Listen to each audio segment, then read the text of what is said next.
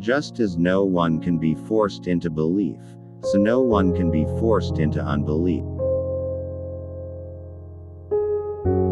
One day, in retrospect, the years of struggle will strike you as the most beautiful. The great question that has never been answered, and which I have not yet been able to answer, despite my 30 years of research into the feminine soul, is, what does a woman want? He that has eyes to see and ears to hear may convince himself that no mortal can keep a secret. If his lips are silent, he chatters with his fingertips, betrayal oozes out of him at every pore.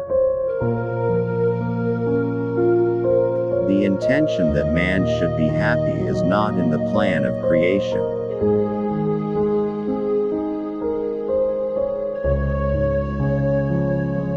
We are never so defenseless against suffering as when we love.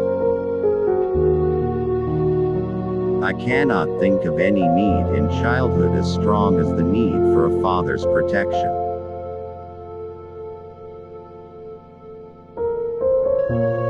Being entirely honest with oneself is a good exercise. We are never so defenseless against suffering as when we love. Where does a thought go when it's forgotten? A woman should soften but not weaken a man. Experience teaches us that the world is not a nursery. Future ages will produce further great advances in this realm of culture, probably inconceivable now, and will increase man's likeness to a god still more. It is impossible to escape the impression that people commonly use false standards of measurement.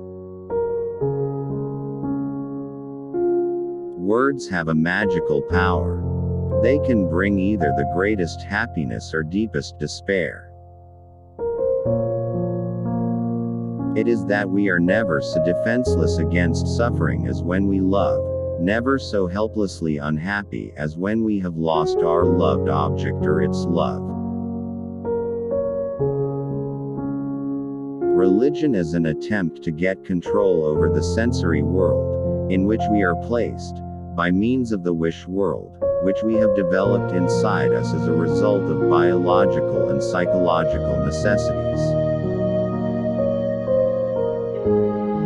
He does not believe that does not live according to his belief. When making a decision of minor importance, I have always found it advantageous to consider all the pros and cons. 5/9 9/16 NDEG. Everywhere I go I find a poet has been there before me. Religion is a system of wishful illusions together with a disavowal of reality. Life, as we find it, is too hard for us. It brings us too many pains, disappointments and impossible tasks. In the depths of my heart, I can't help being convinced that my dear fellow men, with a few exceptions, are worthless.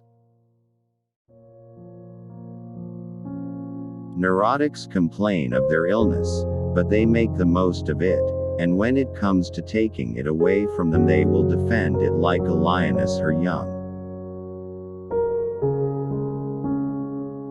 Words are capable of arousing the strongest emotions and prompting all men's actions. The ego is not master in its own house.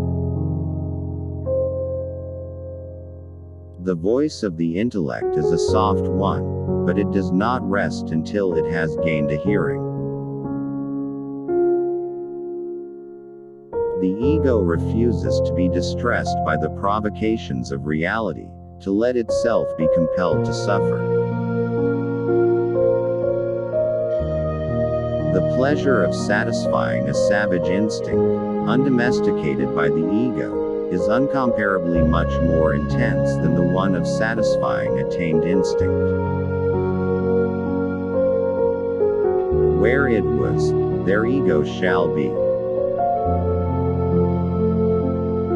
In mourning, it is the world which has become poor and empty.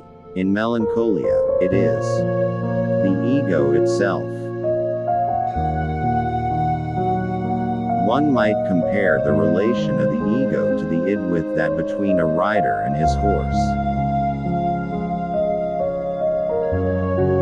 It is easy to see that the ego is that part of the id which has been modified by the direct influence of the external world.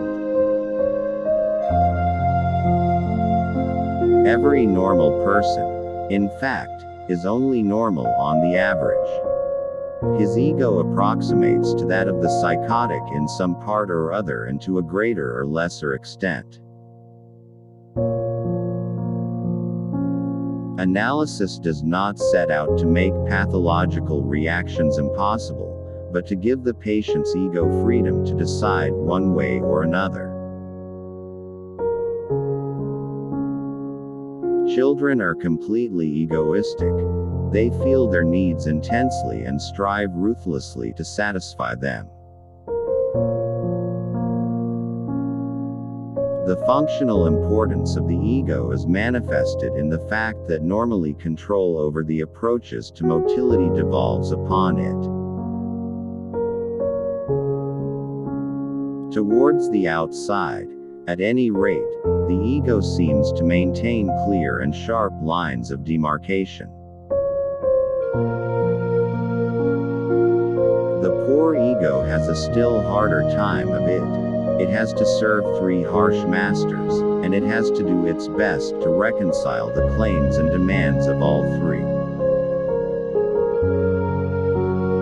At the height of being in love, the boundary between ego and object threatens to melt away. The repressed merges into the id as well, and is merely a part of it. Originally the ego includes everything, later it detaches from itself the external world.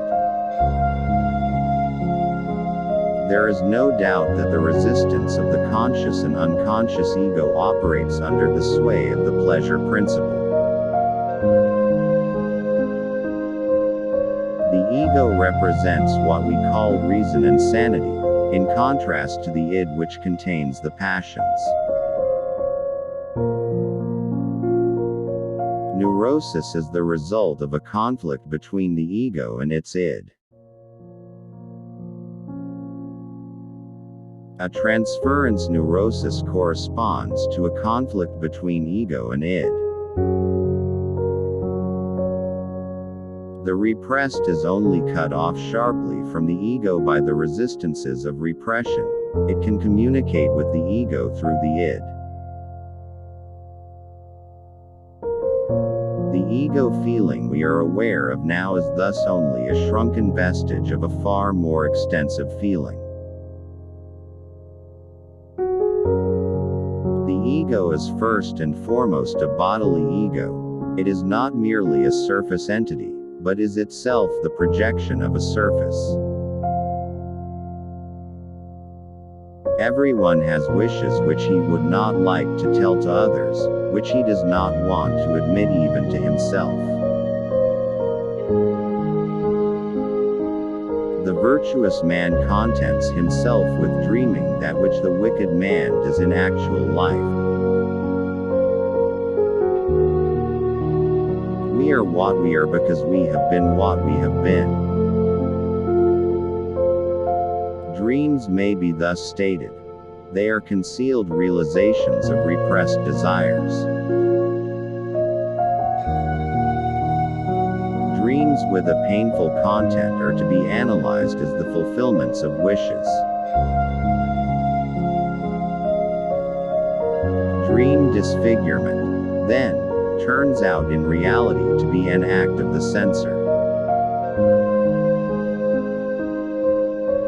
The ideas so far produced are insufficient for the interpretation of the dream. The dream is a sort of substitution for those emotional and intellectual trains of thought. Dreams tell us many an unpleasant biological truth about ourselves, and only very free minds can thrive on such a diet.